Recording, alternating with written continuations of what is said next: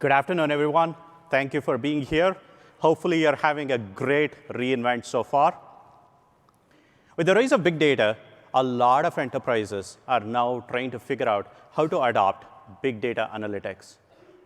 In a recent study, it found that over 50% of the enterprises are now trying to figure out how to adopt big data and analytics and are at various stages in their adoption cycle. And many enterprises are also at the same time trying to figure out how to move their on-premises data warehouse to a cloud-based data lake for analytics and big data processing. My name is Naveen Echman. I am a principal technical program manager at Amazon. I have with me Craig Woods, who is a senior solutions architect at Amazon. I manage the program for transforming big data analytics at Amazon, and Craig is one of our key solutions architects. At the outset, I want to mention that we are from Amazon.com, and we are a customer of AWS. Very similar to all of you, we use the public interfaces. We use the same training and documentation that you all use, same tools. We have an AWS account team that we work through. We also provide our use cases and feedback to AWS so they can actually make their services better for all AWS customers. Today, we are going to share with you the details of a big data system that we built at Amazon to meet our business needs as we deprecated a massive Oracle data warehouse. Along the way, we learned several lessons. The concepts and ideas that we are going to share today is applicable to many enterprises. And you can take away a lot of these concepts and ideas and apply them in your organizations to build scalable, flexible, and cost-effective systems to meet your organizational needs. So like very similar to many of your organizations, we had an Oracle data warehouse that we have been using and evolving over the last 20 years. And at some point in time, it stopped meeting our business needs. It stopped growing with our business, even though we were extensively investing our engineering resources, and we even had specialized hardware investments that we made. So we had to determine a path forward. We had to build a system that continued to meet our business needs.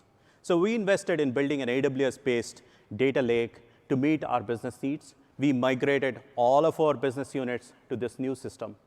Along the way, we learned several lessons, many technical and many organizational. We're going to share the details of what we learned through this journey, and hopefully you can apply that in your organizations. The way we are going to structure today's discussion is going to be, first we are going to talk about what were some of the challenges that we faced with our system, why we went about doing what we did. Then we are going to talk about the what aspect, meaning the architecture. We go into details of some of the technical decisions that we made.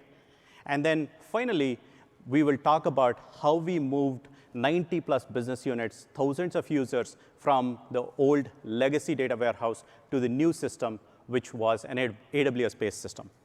And then lastly, we will look forward to your questions, and we'll take questions at the end.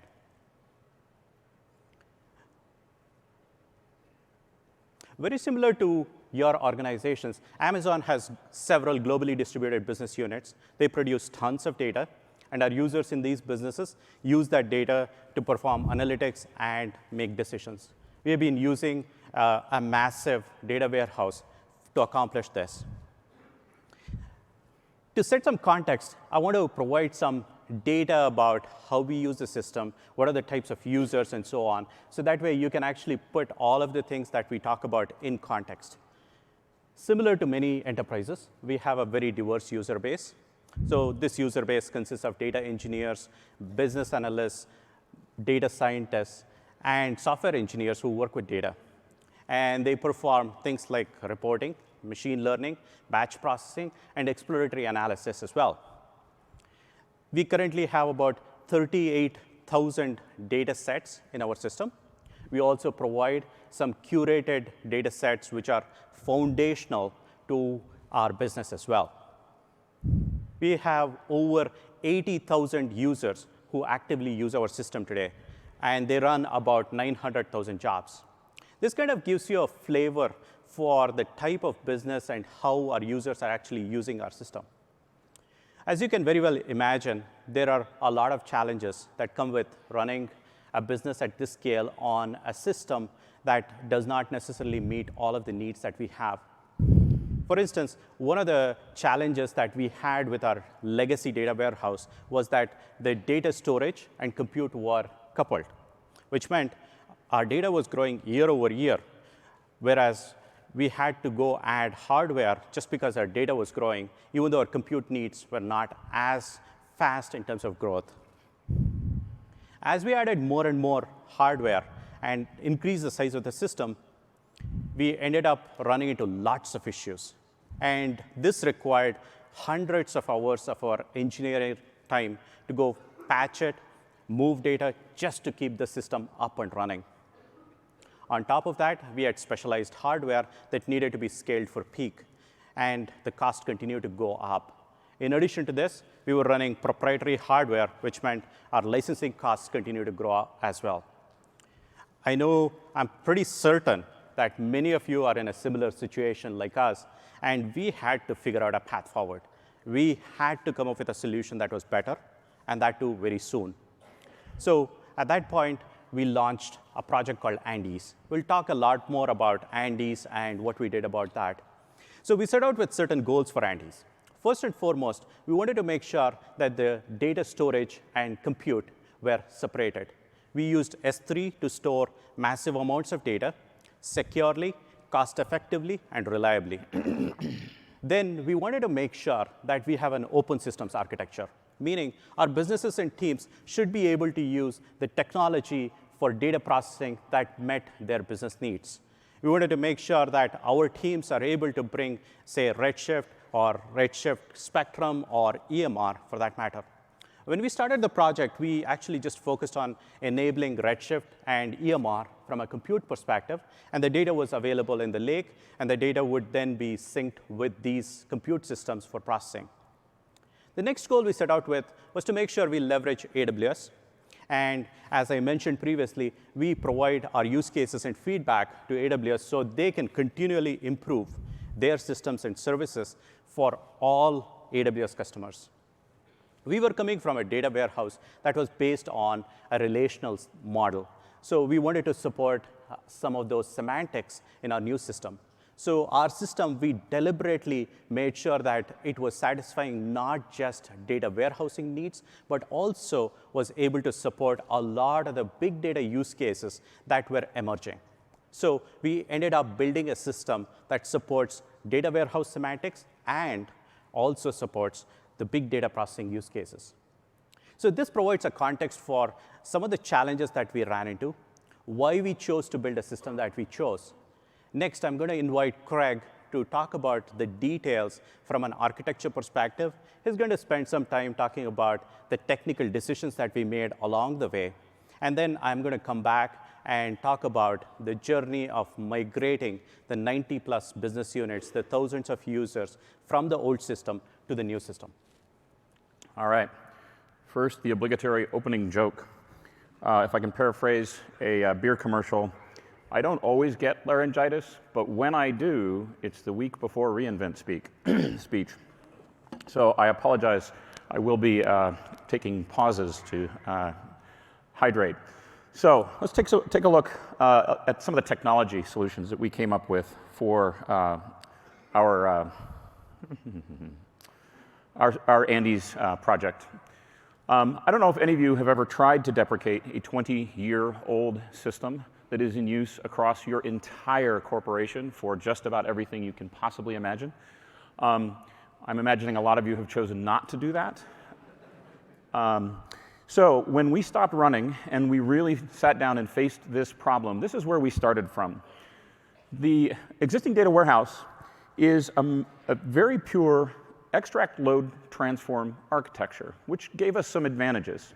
In the extract, load, transform architecture, all user jobs are SQL queries. All of the transformation logic is in a SQL query.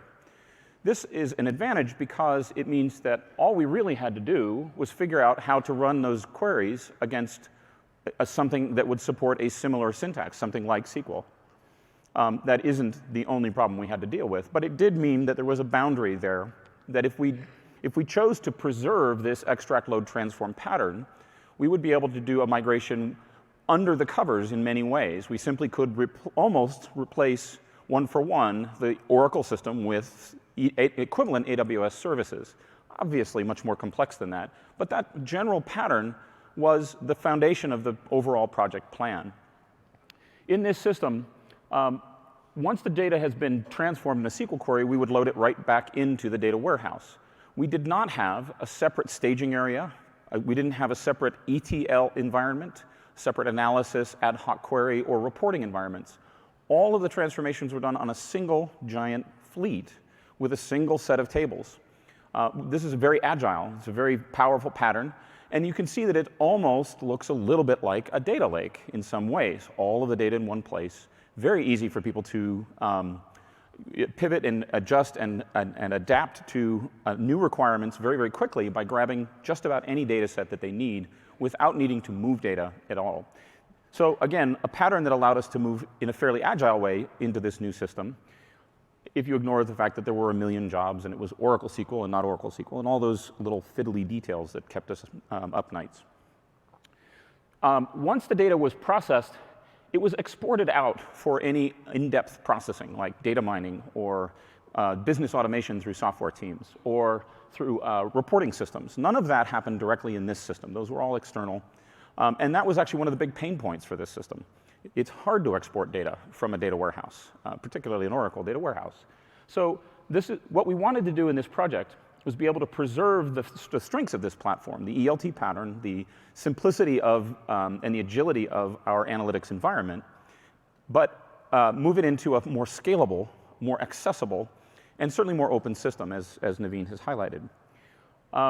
So we also needed to make sure that we had a very clear boundary around scope. I've made it sound maybe a little bit easy because we have these foundational patterns that are very portable in some ways, but it isn't easy, right? And just the sheer number of jobs, the sheer penetration across the entire business meant that we had to be very deliberate and very careful about this migration. And so some of the things that we chose not to do that could have added value and were certainly exciting, but would have increased the scope and complexity of the project substantially. We knew, for example, that our users were somewhat familiar with Redshift. We already used Redshift. Because Oracle didn't scale, we had added in specialized fleets of Redshift servers for those queries that could no longer be scaled on Oracle at all. And that had been a very successful strategy. And one thing we learned is that our users found Redshift to be just as easy to use as Oracle, and they found that the transition from one to the other was manageable. It took work. They are different architectures under the covers, but many queries, you move them over and they still work, and there really isn't a lot of effort involved, and we have smart users, and so they were able to train themselves, learn, explore, and experiment to find the optimal patterns on Redshift. So we made an architectural decision. Our primary target for the migration would be Redshift. This is a little counterintuitive. Many software engineers raised their hands and said, well, what about EMR, right? It's more efficient, more scalable, better solution. That would have required a lot more heavy lifting. Oracle to EMR is a bigger shift. There are more complexities. It's a different user experience than the difference between Oracle and Redshift. So we chose Redshift as our primary target.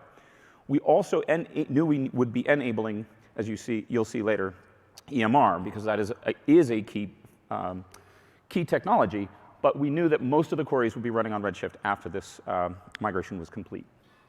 All right, so that's where we started, and this is where we ended up.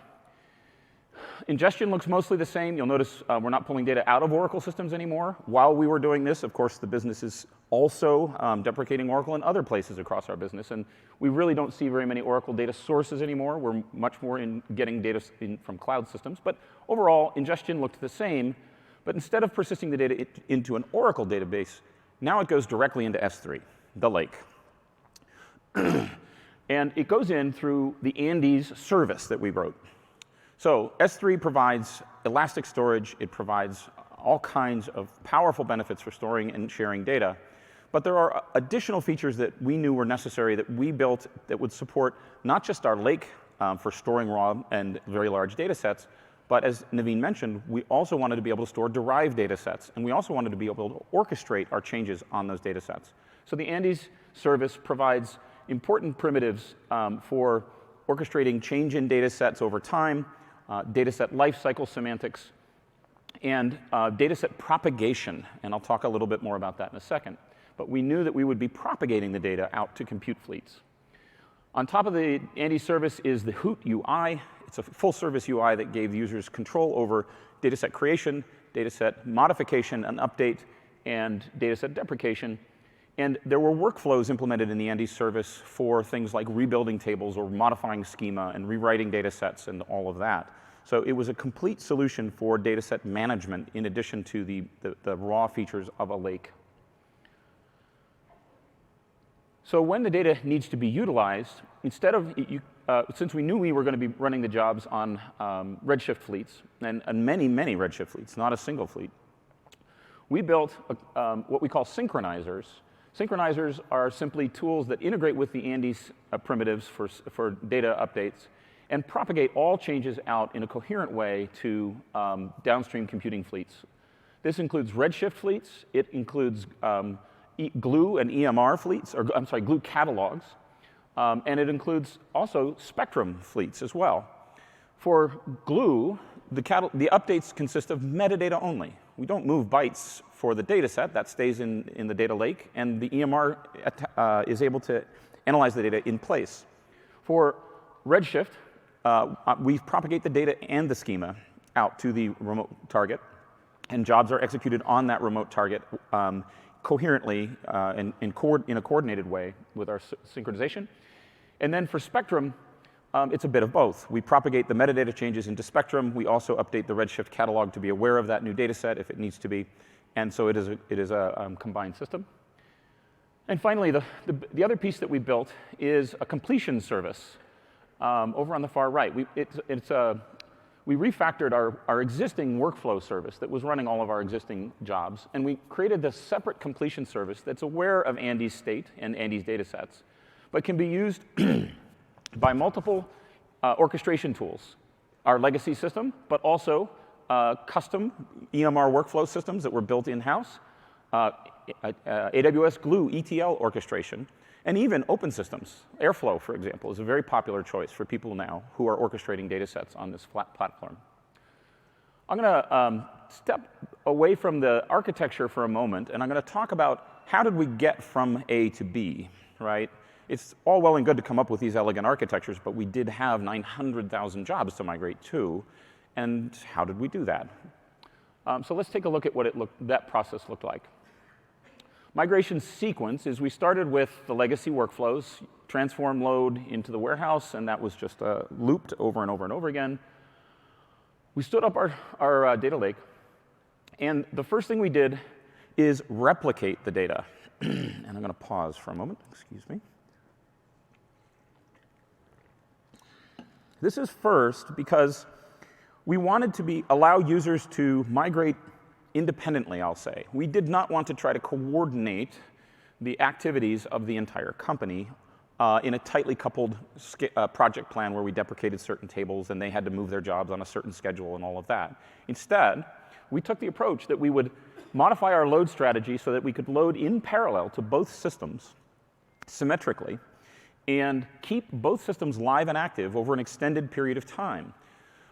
And then we replicated the data using a bulk data mover so that customers could then begin migrating their data sets, or their workflows, I'm sorry, their jobs, over to Redshift clusters and EMR fleets that were hosting data sets using subscriptions from the Andes service. So the real process of the migration, if you will, started with users starting to migrate incrementally their transforms from the legacy system to ones that are running against the Andes data sets. We also felt it was a high-value addition to build bulk query conversion tools. Obviously, that makes sense. At the scale we're working at, there's a lot of return on investment there. But we didn't actually have to build the whole tool because we actually leveraged AWS's SCT tool, the schema conversion tool, which will do Oracle to Redshift syntax conversions. We built a dry run capability that let us do this, let us practice, if you will, running this against the entire catalog of all million-plus jobs that are in our catalog, converting them, finding the gaps, and then going back, and we worked with Redshift and got our conversion percentages as high as 90% or more by the end of the project. This was a huge time savings both for our engineering organization, since we didn't have to do the actual heavy lifting of building that tool, but it was also a huge win for the organization as a whole, because we saved many, many man-hours of effort on our customers' part by building that automation. So we got to the fun part of the project, right? We were almost done, the last 10%, right? That's the easy percentage, right? You've all done this before. Right. So we braced ourselves for that long tail of people who just couldn't migrate, where feature gaps, where we hadn't built something yet. And we're not done building this system. It's still evolving. There's still many, many things we want to add. And we knew there were gaps, and we knew that users would come to us and say, oh, I have to get an extension. We built in a 2-week extension, knowing that that would happen. And then we had a contingency plan that said, what about running our Oracle for another couple months if necessary? Because clearly, at this scale, can you imagine? 20 years of embedded usage. It didn't happen. Instead, we started getting brag emails. Hey, we're done. Hey, come to our party. We finished our migration. Hey, I'm bragging to my VP. We're done, we're done, we're done. We did get 1 or 2 requests for extensions. But our graph, instead of doing a Pareto curve and tailing off to the right for indefinitely, it accelerated down to 0. The closer we got to the deadline, the faster the curve went, and we actually got almost to 0 before the deadline. We were a little puzzled by this. We talked to customers. What we found out is they were so excited about the capabilities of this new system, the speed with which their queries were executing, the agility with which they could operate, that even when they did find that they were blocked, they took their time to engineer their own way and problem solve their own way around those problems without even coming to us, because they had the open system. They could stand up a Redshift cluster, build their own short little workflow using a custom workflow engine, and then deliver the data into the warehouse just to hit that deadline. And they were so motivated that that's what happened. We had that 2-week contingency. At the end of the first week, we were at 0 jobs running on the data warehouse. Not a single VP escalation email. We didn't have to call, on our director or Jeff Bezos to send, to bring down the hammer and yell at people. You got to finish. You got to finish. None of that. It just happened. The people just migrated. So this is a testament, obviously, to the power that a data lake architecture can give you and the agility which it can give your business, even at this scale, which is a mind-boggling scale, honestly. All right, so that's what happened on at the deadline. We actually had no jobs running. 2 weeks later, we had no legacy data warehouse, literally powered off. And we sent people in to start dismantling it. It's quite an accomplishment. There was a lot of blood, sweat, and tears here by our engineering team. They worked really hard. People across the company really busted their butts to hit this deadline. But it was a huge success. All right, let's dig in a little bit more on the Andes metadata service itself and what it does for us. I talked about synchronization primitives. Because we're running a data warehouse on this system, not just a data mart, or I'm sorry, a data lake, we have the notion of updates that are merges as well as replace type updates. This gives our users the ability to treat data sets as if they were a table. They don't have to figure out what's the latest version of each record. That logic is built into the Andes metadata service itself. And every data set can have those semantics.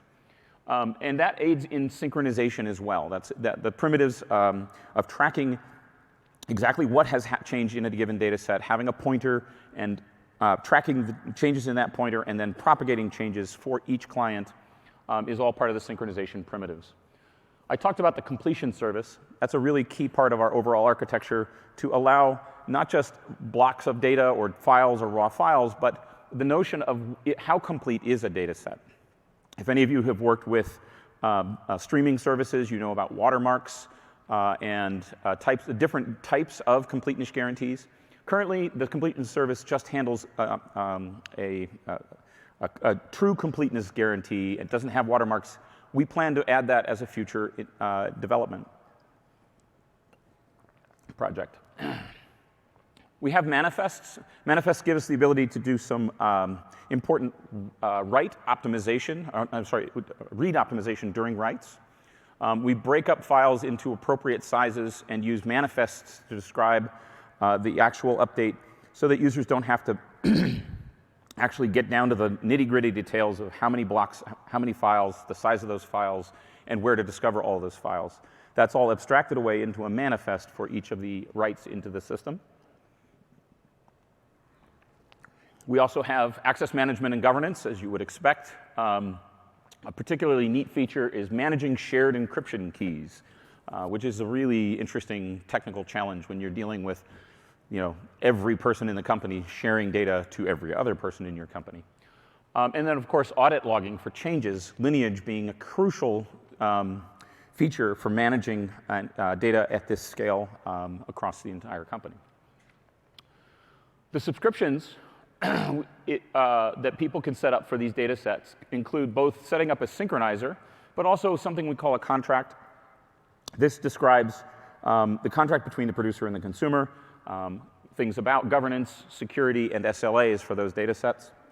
Synchronization itself will do both data update and refresh and propagation, but it will also do schema changes and data set lifecycle events, like table rebuilds or backfills.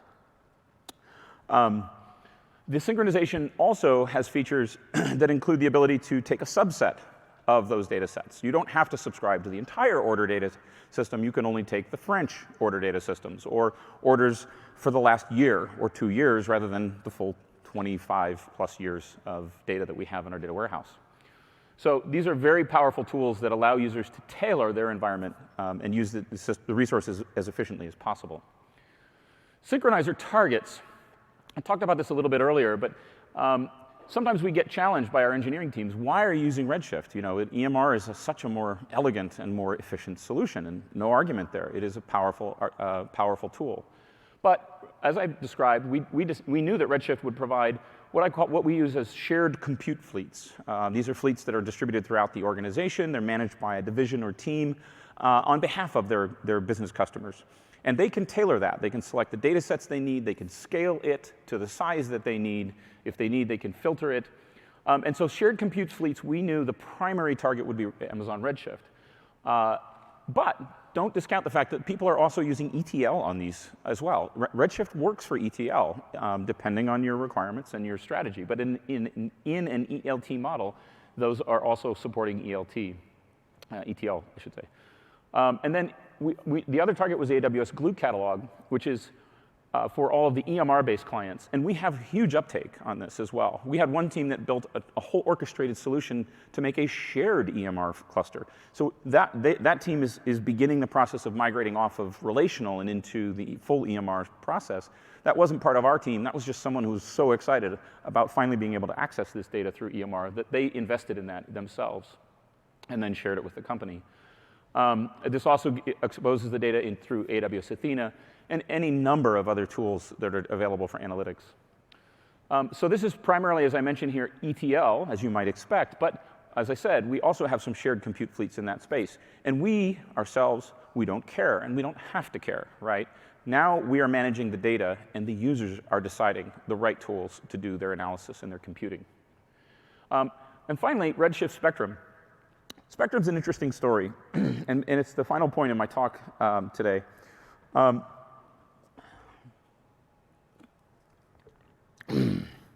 Spectrum came out after we were halfway through the project already. And we had set up the shared compute fleets on Redshift, and we already had several of them running and people running jobs, and the migration was underway, and everything was proceeding forward. And Spectrum came out, and we immediately recognized the potential of this tool. Spectrum means that Redshift clusters are now an ideal hybrid of coupled compute and decoupled compute. For data sets where performance is, you need to closely control the performance, and you really need that tight control, you can cache that and manage it locally on your system as a local table. For the long tail of large data sets that are just massive and expensive on a Redshift fleet, or for data sets that are just rarely used, and as most of you, if you've done any analysis of data warehousing, know, the vast majority of your data sets are rarely used, but it's important that they be available because they are used, and when they are used, you want them to just be there. You don't want to have to go find them and move them and all of that.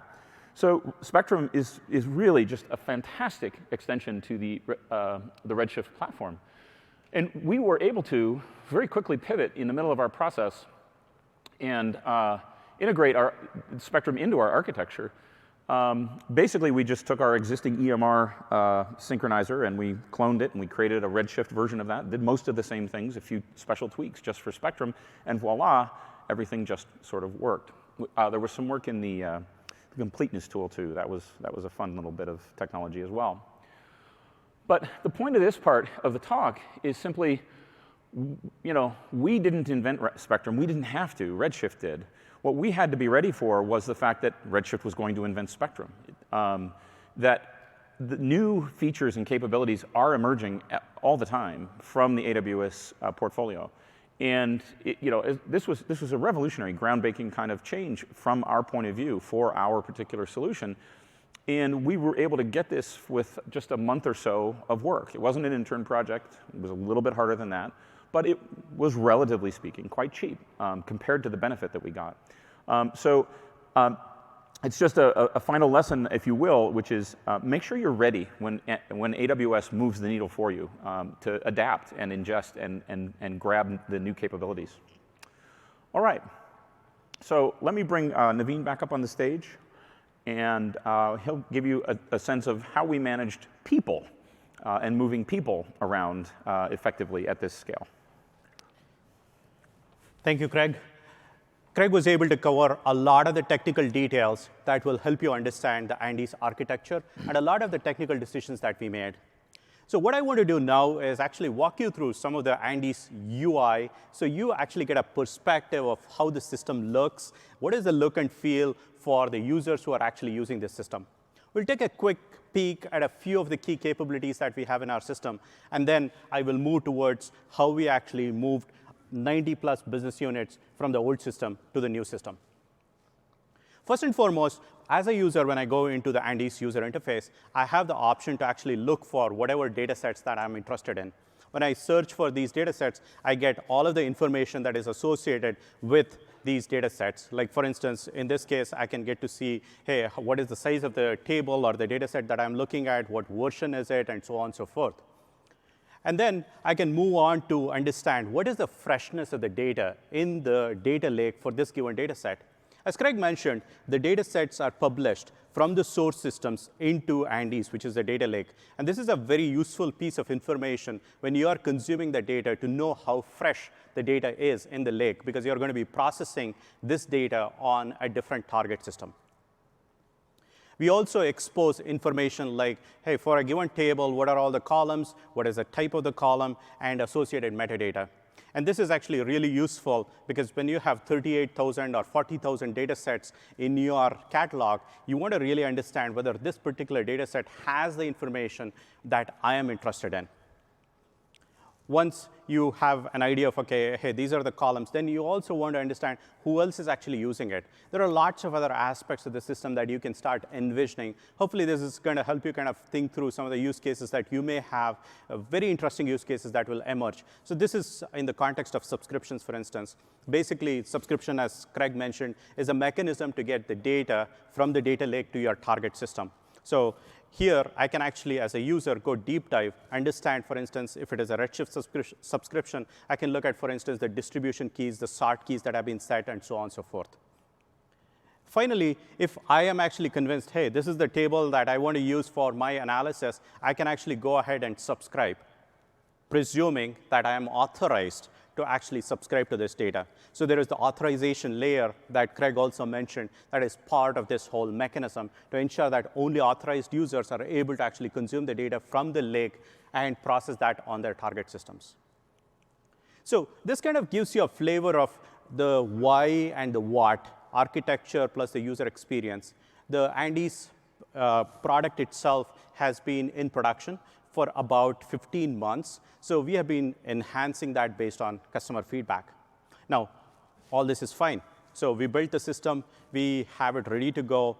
We had to figure out how do we move thousands of users who were using that old legacy data warehouse for the last 20 years. There were 200,000 queries that needed to be moved. How do we move that from there to the new system, which is Andes?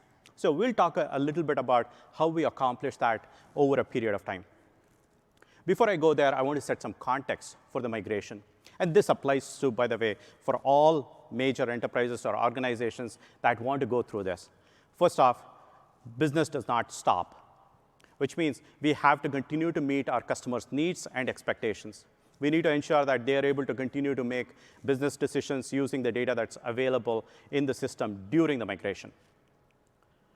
Next, the new system was based on AWS, so which means the solutions that are built cannot work on the old system. They had to be redesigned.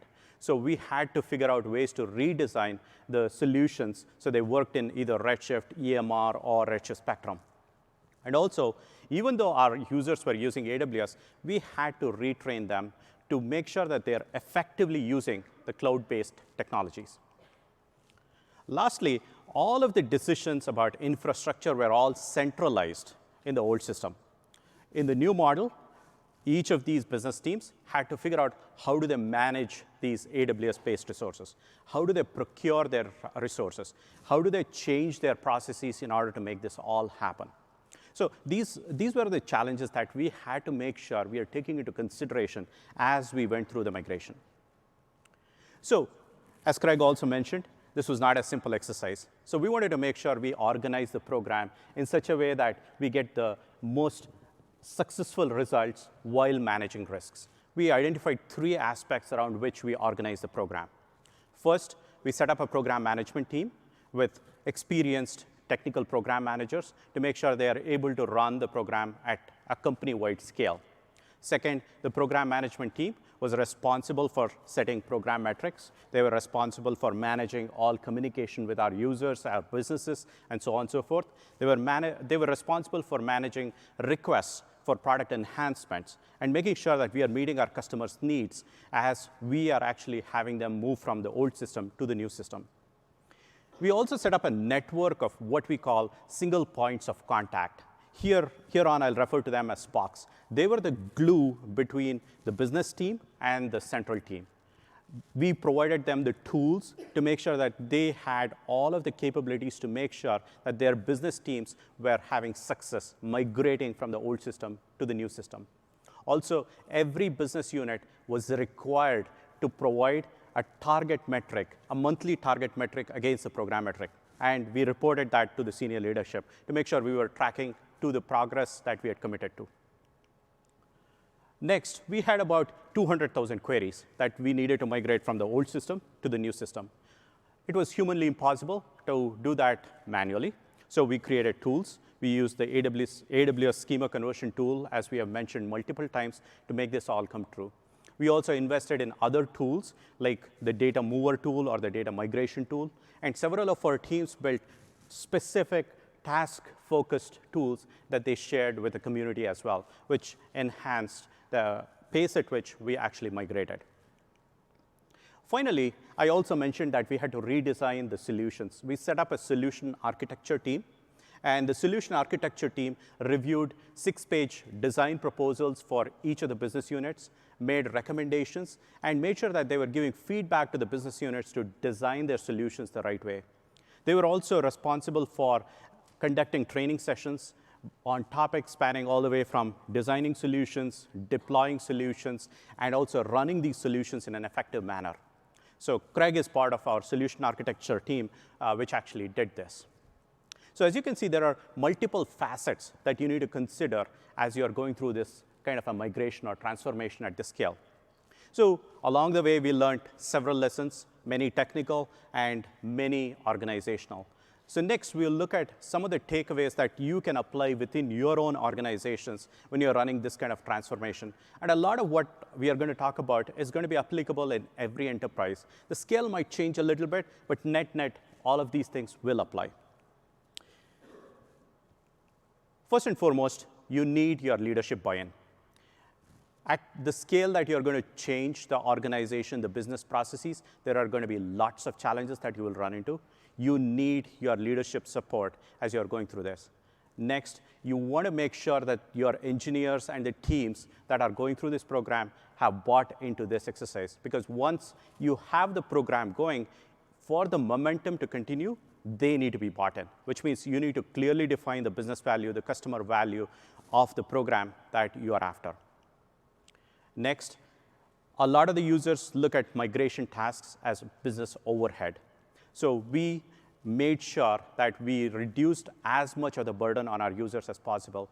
We created tools for automating the query migration. We automated the migration of the data to the point where we were getting about 95% plus conversion of queries using the AWS schema conversion tool. Without manual effort, we were able to convert them successfully.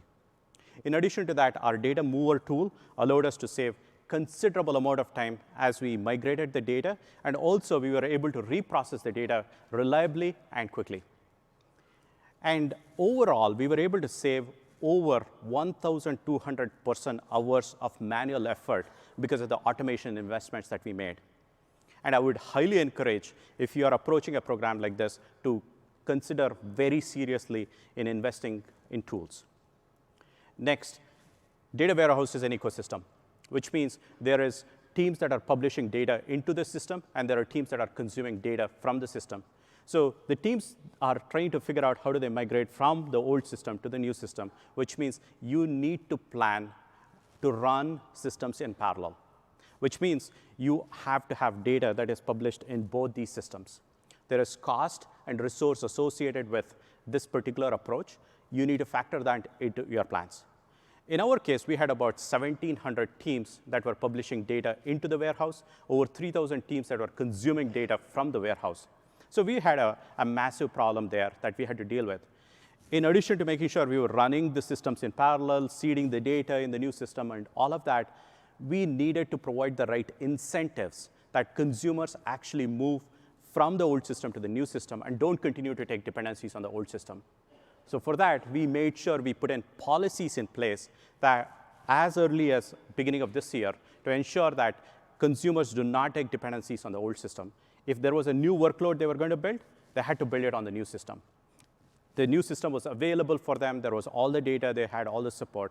So that meant we were able to actually move the demand from the old system to the new system, and we were able to shut down the old system successfully, which led to a lot of the success we had as part of the last 10% was because of some of the policies that we put in place beginning of this year. Next, you got to recognize the fact that your users who are using the old system will need some training. They will have to be retrained to use the cloud technologies effectively. We highly recommend that you leverage a lot of the AWS resources that are available for training your users. You may need to augment that with your own internal training, and we did quite a bit of that. In our case, we had several business units who did not have users with the technical expertise to manage AWS systems. So in those cases, the business units made a binary decision where they basically said, hey, we need to go hire people or train our people to actually manage these systems. It took them over 3 to 6 months, and they were able to train a lot of their engineers to actually manage these systems. And in the meantime, the central team provided support and guidance for them to accomplish this. It's not going to be easy, but it's very important that they recognize that there is going to be this need as part of this transformation. Finally, communication cannot be overemphasized. The program at this scale or at your scale, at an organizational scale, is more about changing people than technology.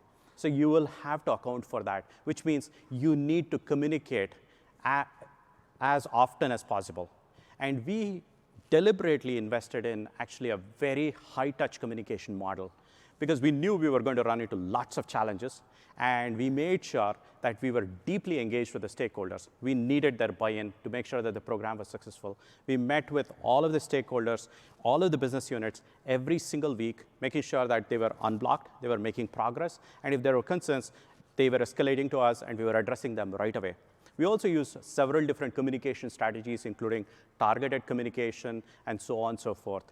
At the same time, one of the things that we did recognize was that our users were going through a lot of change, which meant that wherever possible, we tried to reuse tools and mechanisms that were already in place.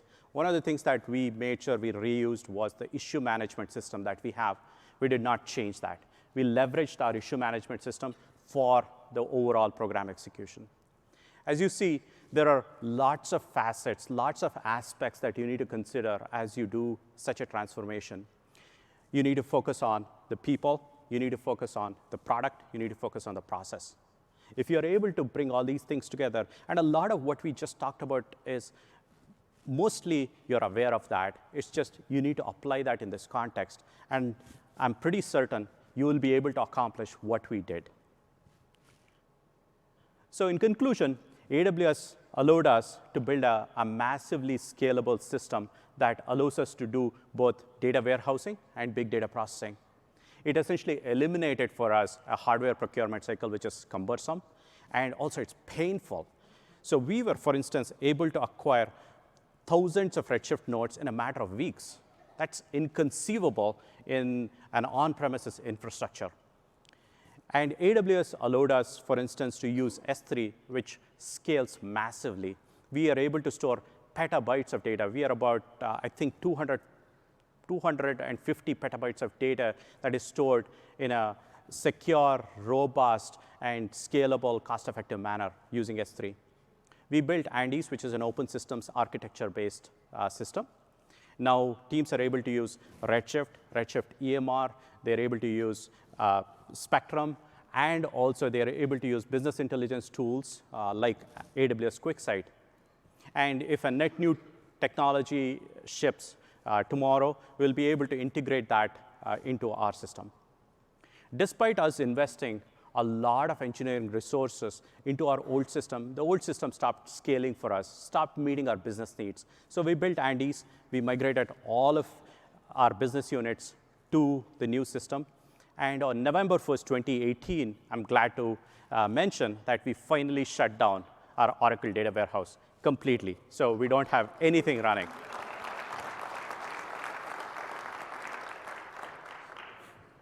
It is possible, by the way, to migrate a petabyte scale, multi-decade old data warehouse to an AWS-based system. We just did it, and you can too. On that note, we thank you for your time, and we look forward to your questions. We'll take the questions on the side. Thank you very much. Thank you very much. And have a great reInvent.